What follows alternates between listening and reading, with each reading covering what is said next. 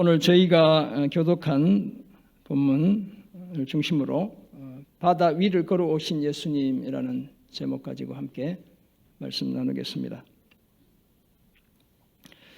우리에게 흔한 사자성어 중에 전화위복이라는 말이 있습니다. 그냥 말 그대로 하면 화가 변해 복이 된다 이런 뜻이지요. 화가 변해 복이 되는 이런 경우에는 그 화는 어떻게 보면 위장된 축복이다 이렇게 이해할 수 있습니다. 우리가 여러 번 들어왔던 고사 중에 세옹지마와 관련된 고사는 이 전화위복을 반복적으로 보여주는 그 대표적인 고사라고 하겠습니다. 변방에 살던 한 노인, 그러니까 이제 새는 변방을 가리키는 변방새이고요. 옹은 이제 어르신들을 가리키는 그런 말이죠. 그러니까 새옹이라는 말 자체가 변방에 살던 노인이다 이런 뜻이 되겠습니다. 이 변방에 살던 한 노인의 말이 집을 나가 버렸을 때 자신이 가진 소중한 재산을 잃어버렸기 때문에 그것은 화인 것이죠. 제가 어릴 때 시골에서 이제 자라면서 시골에서는 소모기로 가잖아요. 소모기로 학교 갔다 오면 이제 가방 던져놓고 소를 몰고 가서 이게 친구들이랑 소는 안 먹이고 사실 막 온갖 장난을 치며 놀다 보면 소가 사라지죠. 소가.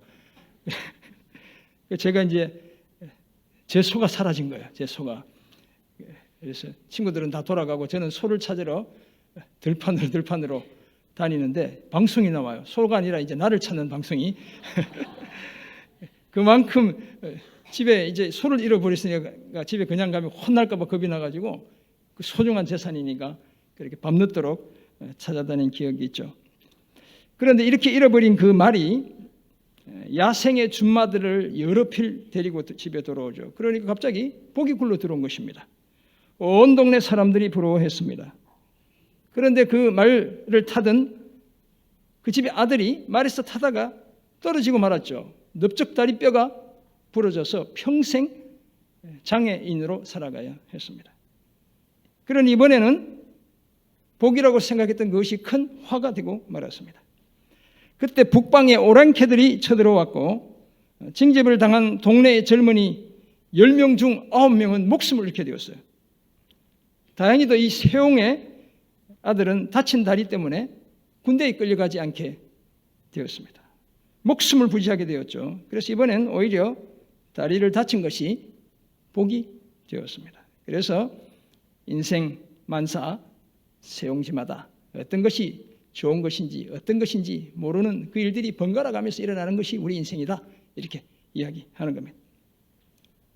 그런데 신앙의 여정에도 이런 화와 복이 반복적으로 이어집니다. 왜냐하면 종종 그 여정에서 위기의 바다를 만나기 때문입니다. 많은 경우 예수를 처음 믿으면 이전 생활과의 단절로 인해 그러니까 대충 그냥 교회만 다니는 사람 말고 정말 예수를 제대로 믿어보려고 하면 과거와의 단절이 일어나죠. 크고 작은 오해나 불편이 뒤따릅니다. 예를 들면 제사를 지내는 집에 예수를 믿고 장남인데 나는 아버님 제사를 더 이상 지내지 않습니다. 절하지 않습니다. 이러면 이제 집안이 난리. 요즘은 이제 이렇게 막 고백하는 아들도 없고 해가지고 이런 일이 잘 없을 것 같아요. 옛날만 해도 저만 해도 뭐 집에서 난리가 나죠. 난리가 납니다. 오해나 불편이 뒤따르죠. 뭐 이렇게 평소에 같이 술 잘 마시다가 어느 날 갑자기 예수 믿고 헷가닥 변해가지고 나는 절대로 술 먹지 않습니다. 이렇게 하면 이제 그 분위기가 막 확 깨져가지고 난리가 나죠. 여러 형태의 손해를 감수하기도 해야 합니다. 하지만 제대로 예수를 믿으면 마음의 평안이 찾아오죠. 이전과는 다른 자신감이 생기기 시작합니다. 삶에 대한 태도가 긍정적으로 바뀌게 되죠. 그런데 그 이후에 또 다른 삶이 결코 호락호락하지 않다는 데 문제가 있습니다. 믿음을 지키기 위해 부단히 애쓰는데도 일이 자꾸 꼬이기만 합니다. 내 믿음이 문제이거나 아니면 내가 믿는 하나님이 문제라는 생각이 들기까지 하죠. 안타깝게도 더러는 그런 과정에서 믿음을 떠나기도 하는 겁니다. 오늘 본문 요한복음 6장 16절에서 21절에 등장하는 제자들의 삶도 전화 위복이 반복되는 삶이었습니다. 예수님의 말씀에 순종했지만 위기가 찾아왔죠. 제자들이 오병이어의 표적을 경험할 때까지만 해도 모든 것을 버리고 예수님 따르기를 참 잘했다 생각했을 겁니다. 이렇게 훌륭한 분을 우리가 따르기로 결정했으니 정말 우리가 잘 선택했구나 이런 생각했겠죠. 이제 머지않아 예수님 중심의 새 나라가 세워지리라 기대했습니다. 하지만 그런 예수님의 말씀에 순종해서 내려간 바다가 문제였습니다. 그 밤에 그 바다에 큰 바람이 불고 풍랑이 일었습니다. 여전히 노를 젓느라 정신이 없는 그때 놀랍게도 예수님이 바다 위로 걸어오시죠. 제자들이 기뻐하며 예수님을 영접했고 배는 곧 그들이 가려 했던 목적지에 도달하게 되었습니다. 복이 화가 되기도 하고 화가 복이 되는 그런 경험을 불과 하루 상간에 경험하게 되었던 것이죠. 이런 사실을 전하는 오늘 본문을 통해 우리는 다음과 같은 몇 가지 사실을 발견하고 함께 나누기 원합니다. 먼저 순종의 바다에도 위기가 찾아옵니다. 예수 잘 믿는 분들에게도 삶의 힘겨움들이 찾아오게 되어 있는 거예요. 둘째, 위기를 통해 예수님을 알게 됩니다. 예수님이 어떤 분인지 보다 구체적으로 또는 입체적으로 경험적으로 인격적으로 알게 되는 거예요.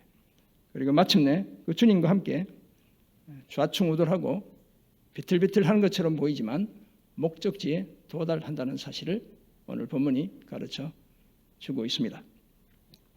예수님이 바다 위로 걸어오신 오늘 본문의 표적은 요한복음에 기록된 5번째 표적입니다. 가나에서 물이 포도주로 변하게 하신 이 백부장의 아들을 원격으로 치료해 주신 38년 된 병자를 베데스다 모스 행각에서 고쳐주신 그 표적, 그리고 지난주에 보았던 5,000명을 오병이어로 먹이신 그 표적, 그리고 오늘 이제 그 5번째 표적, 물 위로 걸어오신 예수님에 대한 표적을 오늘 본문이 소개하고 있죠. 그렇다면 지금까지는 예수님이 사람들을 먹이시거나 고치시는 표적들을 소개했다면 오늘 본문은 특별히 예수님이 바다와 바람까지도 다스리시는 분이라는 사실을 소개하고 있죠. 그래서 예수님의 하나님 되심을 사실 보여주는 그런 표적이다 이렇게 볼 수 있습니다. 예수님은 제자들이 처한 위기 현장으로 친히 오셔서 저들의 문제를 해결해 주셨습니다. 사실 불과 몇 시간 전만 해도 제자들은 자신들의 선생님 때문에 무엇이든 다 이룰 것처럼 의기양양했죠. 만약 제가 그곳에 있어도 우리 선생님이 보리떡 5개, 물고기 2마리를 가져왔는데 한 2만 명을 먹이고 12광절이 가득 남게 떡을 거두었다. 그러면 뭐 이게 우쭐해졌을 것 같아요. 정말 이제 뭔가 일이 생기겠구나 이런 생각했겠죠. 하지만 자신들에게 그토록 익숙했던 그 바다의 바람과 파도는 저들을 한없이 약하게 만들었습니다. 그때 그 위기의 바다로 예수님이 오셨고 자신이 어떤 분인지를 나타내셨습니다. 저희 아내의 알람 벨 소리가 거의 비슷하네요. 제 소리가. 부인 확실히 꺼야 합니다. 네. 네. 제가 어떤 의도로 얘기하는지 다 알고 있어요. 네. 그때 그 위기의 바다로 예수님이 오셨고 자신이 어떤 분인지를 주님이 나타내 보여주셨죠. 자신이 거친 바다 위를 걸으시는 그 바다의 바람과 파도를 잠재우시는 분임을 제자들에게 입체적으로 가르쳐 주셨습니다. 제가 지난주 저녁에 설교하러 갔던 교회는 이렇게 플로어가 이렇게 깜깜했어요. 그래서 막 저를 보는지 안 보는지 모르니까 제가 훨씬 자유롭더라고 설교하기. 여러분들 눈망울이 초롱초롱하니까 제가 지금 실수하지 않으려고 지금 긴장해서 지금 설교하고 있습니다. 이런 이해를 바탕으로 우리가 오늘 본문에서 발견하는 첫 번째 사실로 순종의 바다에도 위기가 찾아옵니다. 마태복음에 따르면 오병이어의 표적을 행하신 날 저녁 예수님은 즉시 제자들을 재촉하셔서 오늘 본문의 표적을 마태도 마가도 전하고 있는데요. 마태복음 14장, 마가복음 6장에서 전하고 있어요. 그러니까 예수님이 의도적으로 제자들을 재촉하셔요. 자신이 무리를 보내는 동안 배를 타고 앞서 건너편으로 가게 하시죠. 아직 몰려왔던 그 무리들이 그곳에 남아있는데도 제자들 보고 니네들 먼저 빨리 바다 건너편으로 가라. 주님이 이렇게 이야기하시는 거예요. 아주 의도적이다 이렇게 볼 수 있습니다. 그런데 문제는 배를 타고 출발한 시간이었습니다. 갈릴리 바다는 해저 약 211m에 위치한 지구상에서 가장 낮은 곳에 자리 잡은 담수호, 맑은 물이다. 이렇게 보시면 됩니다. 사해는 그보다 더 낮지만 소금물이죠. 밤낮의 온도차로 인해 돌풍이 자주 불고 따라서 야간에는 가급적 배를 띄우지 않는 것이 그 당시 배사람들의 일반적인 상식이었습니다. 하지만 선생님이신 예수님의 지시에 따라 날이 저문 그 시간, 이게 저물었다 우리 성경이 표현하는데 영어로 보면 evening으로 이렇게 번역되어 있습니다. 저녁답이었다 이렇게 보면 되겠죠. 제자들이 바다에 내려갔습니다. 배를 타고 바다를 건너 가버나움으로 가는데 이미 어두워지기 시작했죠. 예수님은 아직 그들에게 오시지 않았다고 말씀합니다. 그런데 그 바다에 큰 바람이 불어 파도가 일어났대요. 우리 성경은 파도가 일어났다 이렇게 기록하고 있지만 원어 성경을 보면 바다가 일어났다 이렇게 기록하고 있어요. 그럼 얼마나 파도가 극심했던지를 우리가 알 수 있는 거예요. 성경의 저자가 바다가 마치 일어난 것처럼 파도가 심했다는 사실을 전하고 있죠. 밤새도록 힘겹게 노를 저었지만 겨우 10여리 정도만 나아갈 수 있었습니다. 마태복음에 따르면 제4경까지 그렇게 고생하며 그 바다 가운데 놓여 있었죠. 이 사경은 3시부터 새벽 3시부터 새벽 6시까지를 가리키는 겁니다. 그러면 이브닝 저녁답에 배를 타고 새벽이 될 때까지 거의 한 12시간 그 파도와 씨름하고 있었다. 여러분 제가 제주도 안시골 갈 때 그 1시간도 파도 때문에 제가 화장실에서 거의 매달렸어요.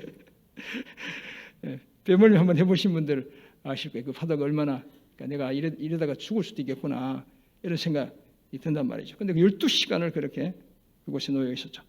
이처럼 제자들은 예수님의 지시에 따라 바다에 나섰지만 결국 바람과 파도를 피하지 못했습니다. 자신들의 지금까지 경험 다 무시하고 오로지 선생님이신 예수님의 말씀에 순종해 배를 탔지만 바다의 위기에 직면하고 말았습니다. 그것도 동이 트기 직전까지 밤새도록 큰 바람과 파도로 인해 기진할 정도로 고생해야 했습니다. 얼마나 지쳤던지 다가오시는 그 예수님의 모습이 유령처럼 보였습니다. 자기들 곁으로 오신 그 예수님이 마치 그냥 지나치시려는 것만 같아 보이기도 했습니다. 도대체 왜 이런 일이 일어나는지 의구심을 가질 수밖에 없었습니다. 사랑하는 성도 여러분, 사실 이런 의구심은 오늘 저와 여러분도 다 가지고 있습니다. 우리 중엔 정말 세상에서 믿음대로 살고 죽게 하듯 열심히 일을 했는데도 직장을 잃은 분들도 있죠. 저희 아들도 미국에서 열심히 일은 정말 열심히 하는 자기 엄마 닮아가지고 자기 엄마를 닮아가지고 저희 아내 닮아가지고 네, 이런 명칭을 싫어해요. 제 아내 닮아가지고 네, 아들 어머니 닮아서 열심히 일을 하는데 지금 어제 뉴스 보니까 인텔이 미국에 있는 인텔이라는 회사를 다니는데 15%를 자른다는 거예요. 그래서 야 우리 아들도 잘리면 큰일 나는데 그래서 제가 문자를 보냈더니 네, 아직까지는 안 잘렸어요. 감사하게도. 근데 열심히 일해도 몰라요. 미국 회사들은 이제 잘리면 그때부터 자기가 쓰던 이메일이나 회사 인터넷 사용을 못해요. 그리고 심지어 회사에 오지도 못하게 하고 그냥 바로 해고를 시키죠. 열심히 일해도 하루아침에 그런 일을 당하기도 하는 겁니다. 하나님의 사업을 인정하며 성실하고 진실하게 사업을 경영하는데도 사업을 지속하기가 힘든 분들도 계시죠. 누구보다 책임감 있게 일했고 성과도 냈지만 승진이나 진급에 누락한 분들도 있습니다. 저도 직장생활 12년 해봤지만 그런 경우들이 있죠. 그래서 이 직장을 과연 계속 다녀야 되나 말아야 되나 이런 고민. 그래서 제가 부탁하기는 계속 다니는 것이 훨씬 좋습니다. 무척 열심히 준비했는데 입시나 입사에 실패한 자녀들도 있죠. 부모로서 자녀들을 위해 기도하며 말씀대로 키웠다고 나름 자부했는데 엉뚱하게 자녀들이 비뚤어져 크게 상심한 분들도 적지 않습니다. 우리 자녀들 바라보면 다 이렇게 조마조마한 것이 우리 부모의 마음이에요. 도대체 왜 이런 일이 생기는 것일까요? 왜 순종의 바다에 지금까지 이렇게 주님 의지하고 교회 사랑하며 달려왔는데 우리 인생에 위기가 찾아오는 것일까요? 그 근본적인 이유는 인류의 죄 때문입니다. 죄가 세상에 들어온 이후 하나님의 자녀들도 죄로 인한 왜곡된 질서에 불신자들과 동일하게 영향을 받게 되었습니다. 지진이나 쓰나미, 가뭄이나 홍수의 피해를 우리 성도들이라고 해서 다 피하지 못합니다. 특별히 간증하는 분들 계시죠. 하나님이 구원해 주셨다고. 그건 특별 은혜인 겁니다. 그런 분들도 계시지만 대부분은 그런 재난의 희생자가 되기 마련이에요. 예수를 믿는다고 해서 불의의 사고로부터, 질병으로부터 완전히 자유롭지 못합니다. 제가 아는 목사님, 저랑 같이 개척을 미국에서 했던 목사님의 누님과 매형이 계셨는데, 매형은 목사님이고 그 누님은 당연히 사모님이었죠. 차를 몰고 교회 새벽 기도를 인도하러 가시다가 중랑천 물이 갑자기 불어나 두 분이 한꺼번에 목숨을 잃게 되는 그런 일들이 있었죠.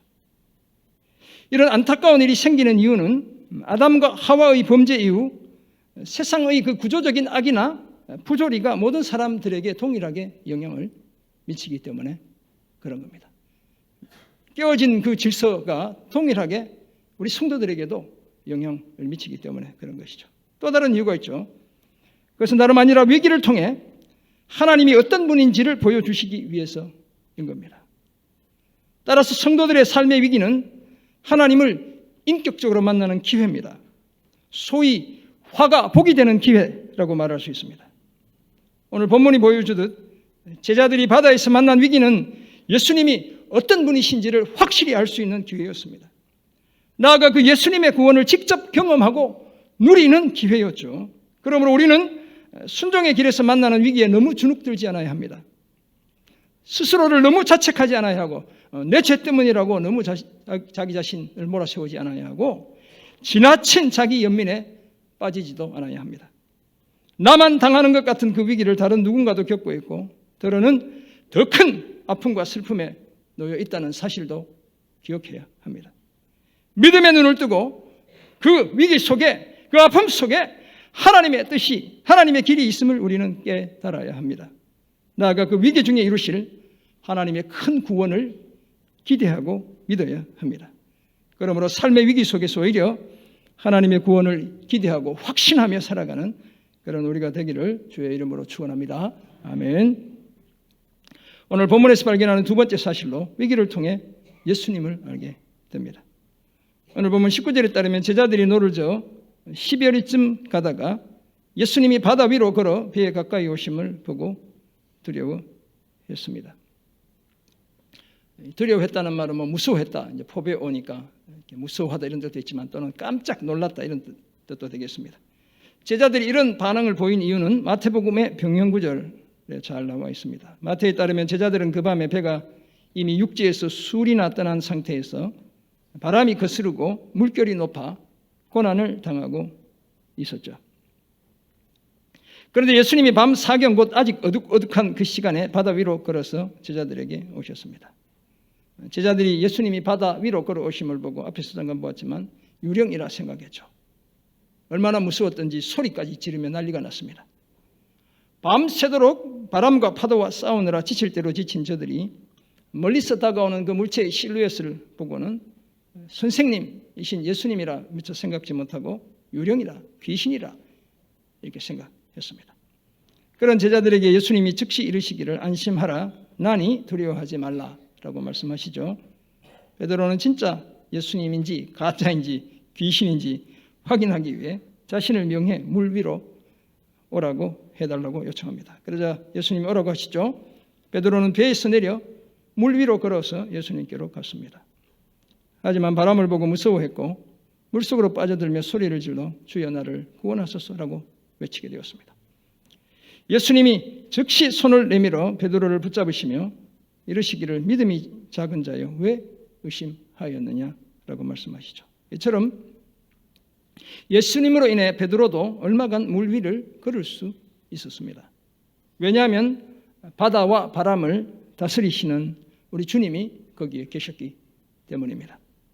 이제 제자들은 자신들이 놓인 위기의 바다에서 예수님이 어떤 분인지를 체험적으로 알게 되었습니다. 오늘 본문 요한복음 6장 20절에 따르면 그때 예수님은 제자들에게 내니 두려워하지 말라 이렇게 말씀하시죠. 내니라는 말은 나야 나, 주님이 이렇게 이야기하시는데 헬라어로 보면 에고 에이미로 기록되어 있어요. 예수님 스스로 자신을 나다라고 얘기하셨는데 이 나다라는 말은 하나님이 모세에게 자신을 나는 스스로 있는 존재라고 말씀하실 때 그 표현과 동일한 표현이에요. 자신이 바로 스스로 계신 존재, 하나님과 같은 존재라는 사실을 제자들에게 말씀하신 거예요. 그래서 제자들이 예수님이 배에 오르자 예수님께 절하며 뭐라고 고백합니까? 진실로 하나님의 아들이로소이다 라고 고백하게 되었습니다. 사랑하는 성도 여러분, 이처럼 위기는 예수님이 어떤 분인지를 알 수 있는 기회입니다. 그렇다면 예수를 믿는 우리는 인생의 극심한 위기에도 지나치게 주눅들거나 과도하게 위축되지 않아야 합니다. 그 위기를 통해 우리는 제자들처럼 예수님이 우리의 유일한 구원자이심을 분명히 경험해야 합니다. 만약 제자들이 바다의 위기를 만나지 않았다면 바다 위를 걸어오시는 우리 주님을 보지도 만나지도 못했겠죠. 그 예수님이 자신들에게 닥친 위협을 그저 존재만으로도 제압하시는 분임을 체험적으로 알지 못했을 것입니다. 사실 그날 예수님은 제자들이 당할 위기를 다 예상하고 계셨습니다. 예수님은 의도적으로 새벽이 되기까지 기도하셨고 바다 위에서 바람이 거스름으로 제자들이 힘겹게 노젓는 것도 다 보고 계셨습니다. 병행 본문인 마가복음 6장 48절이 그 사실을 말씀하고 있죠. 그리고는 그런 저들을 구원하시기 위해 바다 위를 걸어 구원자 하나님으로 저들 곁으로 다가가셨죠. 예수님이 고생하는 제자들을 다 보고 계셨다는 것은 그 해결책을 이미 다 준비해 두고 계셨다는 뜻입니다. 다만 자신이 정한 시간에 구원을 베풀기 위해 기도하며 그 때를 기다리신 거예요. 그 시간이 바로 제 사경인 것이죠. 새벽 3시부터 6시까지인 겁니다. 밤새도록 기도하다가 마지막에 이렇게 기도의 끈을 놓지 말고 끝까지 주님을 의지해야 하죠. 제자들이 그랬던 것처럼 오늘 우리도 순종의 바다에서 위기를 만날 수 있습니다. 하지만 그 위기가 두렵지 않은 것은 그 위기를 해결해 주시기 위해 바다 위로 걸어오시는 우리 주님을 우리가 반드시 만나기 때문입니다. 그래서 예수님이 우리의 구원자라는 사실을 확실히 알게 되기 때문입니다. 이 분명한 사실을 기억하고 인생의 위기를 통해 예수님을 더욱 분명히 알아가는 그런 우리가 되기를 주의 이름으로 축원합니다. 아멘. 오늘 본문에서 발견할 마지막 사실입니다. 마침내 목적지에 도달하게 됩니다. 오늘 본문 요한복음 6장 21절에 따르면 제자들이 바다 위로 걸어오시는 예수님을 기뻐하며 배로 영접했고 배는 곧 그들이 가려던 땅에 이르게 되었습니다. 그러니까 목적지에 도달했다는 거예요. 목적지가 오늘 16절, 17절에 따르면 어디였습니까? 가버나움이었죠. 가버나움에 도착했다 이렇게 말할 수 있습니다. 사실 제자들은 군중들이 환호하는 오병이어의 기적의 현장에 계속 머물고 싶었죠. 하지만 예수님이 그것을 떠나도록 재촉하셨고 그래서 배를 타고 가야 할 새로운 목적지로 향해야만 했습니다. 그런데 밤새도록 이어지는 큰 바람과 파도로 인해 하마터면 목적지에 도착하기는커녕 바다에 희생 제물이 될 뻔했습니다. 그러나 예수님이 그 바다 위로 걸어오셨고 그래서 반전이 일어납니다. 마가복음에 따르면 예수님이 배에 오르기만 하셨는데도 바람이 그치고 바다가 잔잔해졌고 그래서 제자들이 마음에 심히 놀랐다고 전합니다. 제자들이 심히 놀란 이유도 자세히 52절에서 밝히고 있죠. 그 떡 떼시던 일을 깨닫지 못하고 그 마음이 둔하여졌기 때문이라고 말씀합니다. 이처럼 제자들은 아직 예수님이 어떤 분인지 제대로 알지 못했습니다.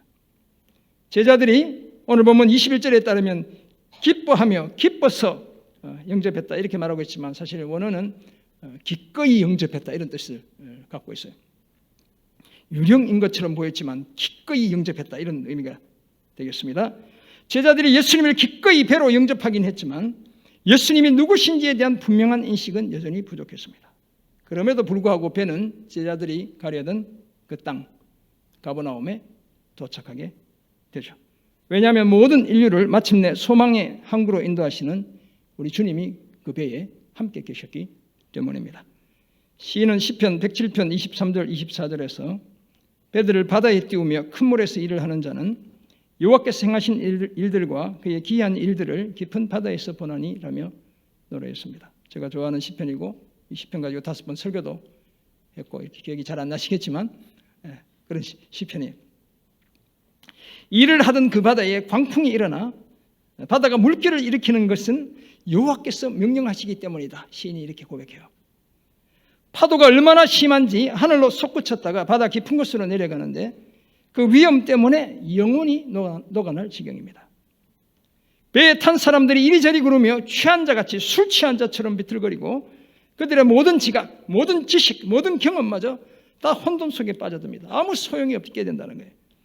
이에 그들의 고통 때문에 여호와께 부르짖자 여호와께서 그 고통에서 그들을 인도하여 내시죠. 광풍을 고요하게 하시고 물결을 잔잔하게 해주십니다. 그들이 평온함으로 말미암아 기뻐하는 중에 여호와께서 그들이 바라는 항구로 인도해 가신다는 거예요.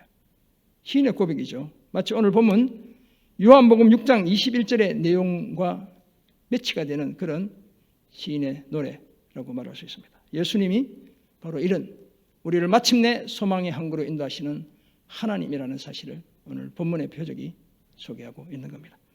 사랑하는 성도 여러분, 그렇다면 인생이라는 바다에서 만나는 위기에도 불구하고 우리도 반드시 목적지에 도달한다는 사실을 기억해야 합니다. 영혼이 녹고 지각이 혼돈에 빠지는 그런 위기가 찾아오기도 하지만 그 위기는 우리의 믿음을 시험하고 연단하는 일종의 시련인 겁니다. 예수님은 우리가 겪는 위기를 다 보고 계시고 그 위기에서 건질 준비까지 다 하고 계십니다. 다만 많은 문제들이 내 뜻대로 즉각 해결되지 않고 하나님의 뜻대로 하나님의 시각에 하나님의 때에 해결된다는 사실이 우리가 감내해야 할 몫입니다. 따라서 우리에겐 늘 믿음의 역사, 사랑의 수고, 소망의 인내가 필요합니다. 사실 우리 하나님은 아들 예수 그리스도를 통해 우리가 경험하는 인생의 가장 큰 위험, 죄와 사망의 위험을 이미 다 제거해 주신 분입니다. 거기에 아들 예수님은 결코 우리를 위기의 바다에 고아처럼 내버려 두시지 않습니다. 언제나 우리 곁에 다가오시고 우리와 함께 하시죠. 그래서 우리 주님의 이름이 별명이 뭡니까? 임마누엘입니다. 우리와 함께 하시는 하나님인 거예요. 우리가 겪고 있는 위기보다 훨씬 더 크신 분이기 때문에 우리를 능히 위기에서 건져내 주시죠. 그래서 우리 주님의 이름이 예수입니다. 자기 백성을 저들의 죄에서 구원할 자. 예수라는 말은 구원하다는 뜻이죠. 그래서 주님의 이름이 예수인 겁니다. 임마누엘이요 구원자이신 예수님이 우리가 순종의 길에서 당하는 바람과 파도의 위협을 반드시 잠재워 주실 줄 믿습니다. 우리의 위기를 다 보고 계시기에 그 문제를 정확하게 해결해 주실 줄 믿습니다. 우리와 함께 계시며 자신이 우리의 유일한 구원자라는 사실을 더욱 분명하게 나타내실 줄 믿습니다. 이 확신 가지고 삶의 위기와 고난 중에도 예수님과 동행하며 반드시 소망의 항구에 이르는 그런 우리가 되기를 주의 이름으로 축원합니다. 아멘. 오늘도 세 가지를 한번 말씀 속에서 생각해 보았습니다. 순종해서 나간 그 바다에도 위기가 있다는 겁니다. 하지만 그 위기를 통해 주님을 더욱 우리가 알게 됩니다. 비틀거리며 걸어가지만 이제 주식하는 분들은 이게 랜덤 워크라고 하잖아요. 이게 비틀비틀하면서 결국 계속 주식이 이제 올라간다는 거예요. 결국 우리가 비틀거리긴 하지만 천국에 우리의 최종 목적지에 우리는 도달하게 된다는 사실을 오늘 본문을 통해 알게 되었습니다. 그렇다면 이제 우리는 어떤 삶을 힘써야 할까요? 첫째는 그래도 순종해야 합니다. 사실 순종은 말처럼 그리 쉬운 것이 결코 아닙니다. 우리가 부모님의 말씀을 거역했던 것만 봐도 당연히 알 수 있고요. 하나님의 말씀을 제대로 순종하며 산다는 것 결코 쉽지 않아요. 오죽하면 하나님이 사무엘을 통해 사울에게 번제와 다른 제사보다 내 목소리 청정하는 건 내가 더 좋아하고 순종이 제사보다 낫고 듣는 것이 순양의 기름보다 낫다고 말씀하셨을까요? 더구나 이 순종에는 반드시 포기와 희생이 뒤따르기 마련입니다. 때로는 결사각오를 해야 하기도 하는 겁니다. 그럼에도 불구하고 우리는 하나님과 하나님의 뜻에 순종해야 될 줄 믿습니다. 왜냐하면 순종하는 그 사람이 여호와께서 행하신 일들과 그의 기이한 일들, 또 다른 표현으로 하면 여호와의 인자하심과 인생에게 행하신 기적을 인생의 큰 바다에서 반드시 보기 때문입니다. 구원자 예수님이 순종하는 우리 곁으로 다가오셔서 우리의 방식이 아니라 하나님의 방식대로 우리의 때가 아니라 하나님의 때에 우리를 반드시 구원해 주시기 때문입니다. 순종을 통해 하나님의 크신 구원을 경험하는 그런 우리가 되기를 주의 이름으로 부탁드립니다. 아멘. 두 번째 적용점, 항상 예수님을 주목해야 합니다. 앞에서 우리가 잠깐 보았지만 마태복음 14장 30절에 따르면 바다 위로 걸어오신 예수님께로 걸어가기를 원했던 베드로가 그만 바다에 빠져들고 말죠. 지금까지는 배 안에 있으면서 위기를 당했지만 이제는 정말 물속으로 빠져드는 위기를 당하고 말았습니다. 그 이유는 바람을 보고 두려움에 사로잡혔기 때문이라는 사실을 우리가 잘 알고 있습니다. 사실 베드로가 처음 배에서 내려 물 위에 그 바다 위에 발을 내렸을 때에도 여전히 바람과 파도는 그곳에 존재하고 있었죠. 왜냐하면 병영구절에 따르면 예수님이 배에 오르시면서 바람과 파도가 잔잔해지기 때문에 베드로가 물속으로 뛰어들었을 때는 여전히 바람도 있었고 파도도 있었다 이렇게 볼 수 있습니다. 그러나 예수님을 주목했을 때 두려움이 없었습니다. 그래서 예수님처럼 물 위를 걸어갔던 거예요. 그러나 베드로의 시선이 파도를 보고 그 파도가 자기를 삼킬지도 모른다는 두려움에 사로잡히자 물속으로 빠져들게 되었습니다. 그렇다면 오늘 우리도 우리가 처한 위기에 우리의 시선을 다 빼앗기지 않아야 합니다. 오히려 그 위기 속에서 구원자 되시는 예수님을 더욱 주목해야 합니다. 그래야 두려움 없이 위기의 바다 위를 우리도 걸어갈 수 있습니다. 인생의 그 어떤 파도보다 더 크신 예수님을 항상 주목해 파도 위를 걷는 그런 우리가 되기를 주의 이름으로 부탁드립니다. 아멘. 우리가 부르는 찬양 중에 주 품에라는 찬양이 있습니다. 오늘 우리가 한번 불러보려고 하는데요. 그 가사가 이런 것이죠. 주 품에 품으소서, 능력의 팔로 덮으소서, 거친 파도 날 향해 와도 주와 함께 날아오르리. 폭풍 가운데 나의 영혼 잠잠하게 주를 보리라. 우리 가사를 기억하며 우리 마음의 고백을 담아 함께 찬양하겠습니다.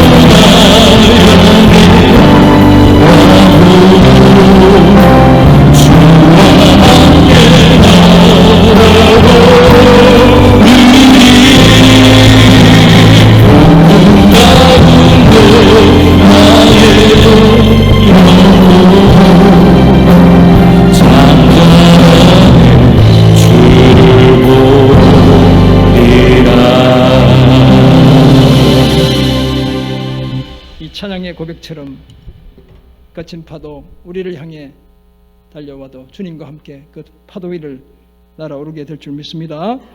사랑하는 성도 여러분, 우리도 이제 순종의 바다에서 겪는 위기를 통해 그 바다 위로 걸어오시는 예수님을 만나야 합니다. 인생의 크고 작은 위기와 실패가 우리를 영원한 위기의 함정에 가두거나 실패의 노예로 살게 할 수 없습니다. 오히려 우리는 진정한 전화 위복을 순종의 바다에서 경험해야 될 줄 믿습니다. 그 바다에서 만나는 우리 주님께 주님 당신은 참으로 하나님의 아들입니다 라고 고백해야 될 줄 믿습니다. 오늘 본문은 순종의 바다에도 위기가 찾아오고 위기 속에서 예수님을 알게 되며 마침내 목적지에 이른다고 말씀합니다. 이 사실을 알기 때문에 우리는 그래도 주께 순종해야 하고 항상 예수님 주목하며 살아가야 될 줄 믿습니다. 이런 복된 삶을 힘써 인생의 위기를 구원자 되시는 예수님을 만나는 기회로 바꾸는 그런 우리 모두가 되기를 주의 이름으로 축원합니다. 아멘.